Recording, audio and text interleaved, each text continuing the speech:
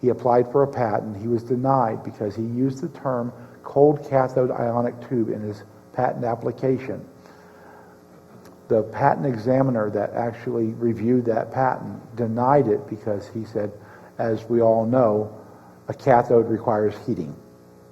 He didn't even try to judge it on its merits, just based on the name, cold cathode ionic tube.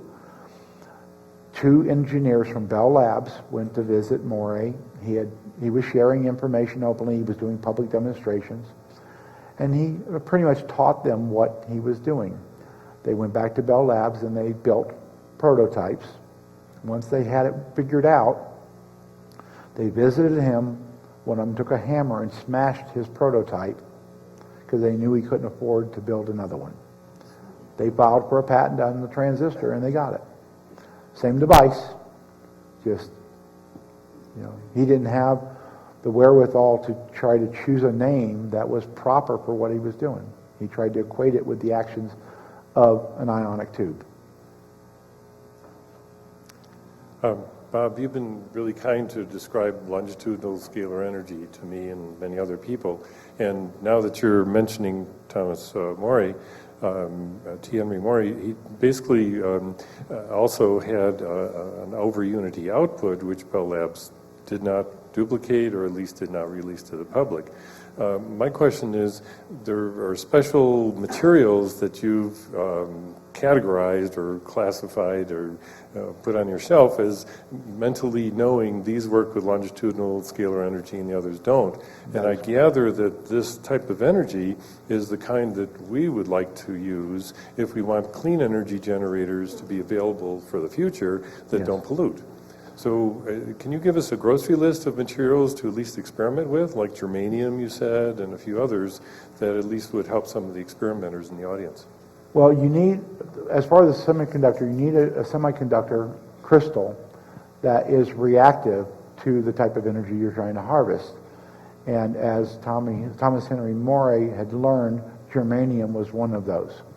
As you probably are aware, that germanium went out of favor with the advent of the silicon semiconductors. They went to that because of cost, but I think they went out to that because of other factors as well, because of the energy harvesting capabilities of germanium. I don't know how many people remember the crystal diode radio. It required no battery. They also, during that time, and I actually built one, was an amplified crystal diode radio that required no battery by using extra junctions to collect power to run an amplifier transistor. You could run a speaker without having a battery. Okay? Try doing that with silicone. Right? As far as there's other chemistry requirements, like Thomas had said, and I haven't delved too much into that. There are types of capacitors that behave as resistors. I didn't go into detail. I had to try a bunch of different types of chemistry of capacitors and rectifiers, diodes, in order to find ones that were compatible with the energy. Yeah.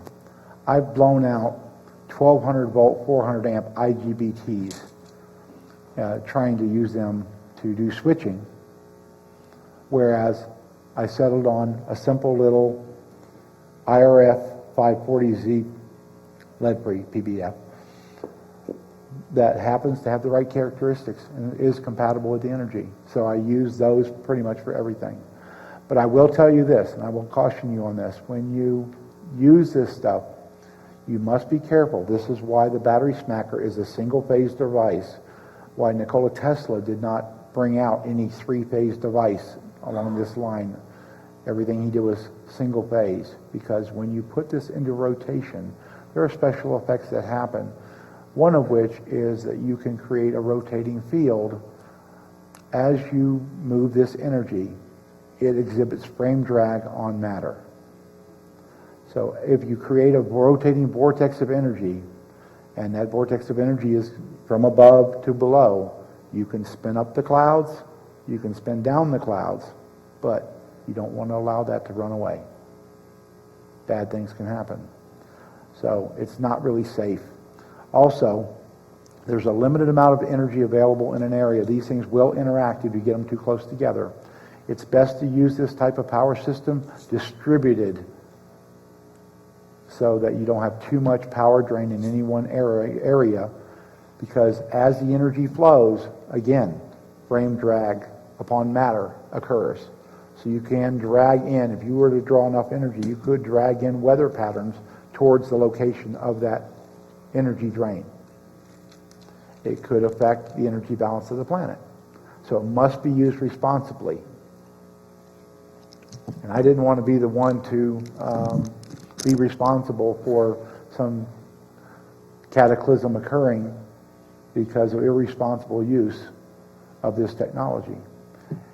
Nikola Tesla had published, had applied for a patent. He called it the magnifying transmitter because of the effect of harvesting the energy and getting the extra energy. When he was trying to get his Wardenclyffe Tower finished, J.P. Morgan's assistant, his advisor, told J.P. Morgan that Nikola Tesla was trying to give away free energy. And that kind of ticked off J.P. Morgan, and he shut off the funding. That's not what Nikola Tesla was trying to do. When you send energy wirelessly, you can put a meter at the point of the power being sent, and you know how much you are sending. What you don't have control over is how much nature is going to add to the other end. So Nikola Tesla felt it was only fair to charge for the power that was actually being sent, not what was being received. So there would be some free energy coming in with that.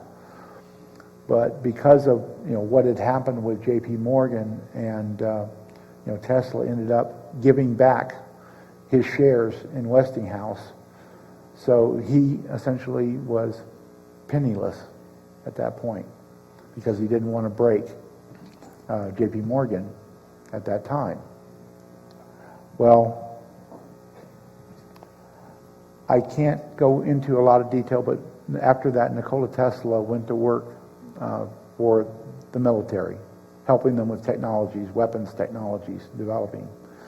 And the rest of that is history. There was a lot of projects he was involved in. Go ahead.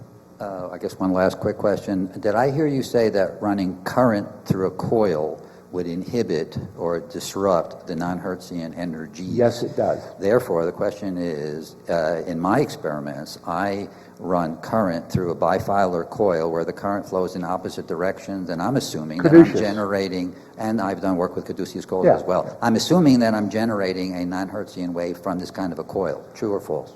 No, it's not a true non-Hertzian wave. It is called a suppressed wave. And that's where the magnetic field is suppressed. It's not a true non-Hertzian wave. And by the way, just so you know, and anybody that wants to try that, it is actually against the law, and it's violating FCC regulations to produce damped wave emissions, which means transmitting energy using magnetic canceled waves, because it can interfere with things that they typically define as weapons technologies, scalar. Now, a scalar event, just because you're doing something non-Hertzian, doesn't mean it's scalar. Scalar is where two or more waves line up so that their amplitude hit at a point at the same time and creates a higher impact, a higher point. So 2 or 3 or more waves can be fired from different locations at different timings so they arrive at a target destination at the same time, creates a scalar event. That's the entire basis behind scalar weaponry. I'm not going to get into that because that technology is classified. It's been around for a long time. Nikola Tesla helped develop it and give it to the military. I may not agree with some of what they've done, but it's not my place to break classification. All right. Thank you very much, Bob Boyce. Thank you. If you all want to come up and look at these devices.